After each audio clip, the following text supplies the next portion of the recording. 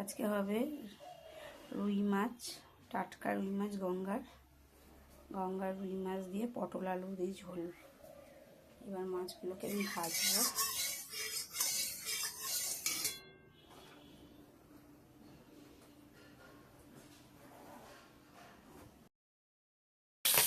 পঞ্চবটি বলে ভুলে যাবি না, কুম্ভকর্ণ কে রে? রাবণের ভাই। কুম্ভকর্ণ কে? মনে থাকে যেন।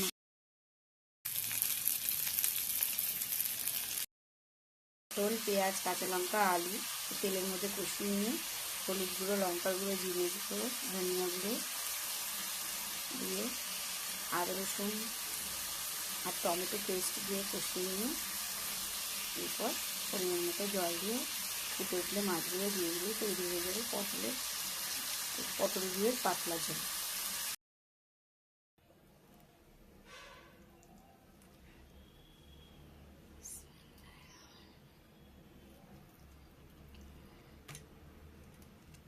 টাটকা মাছ বলে আমি না বেশি খটখটে করে ভাজি না, হালকা করেই ভাজি।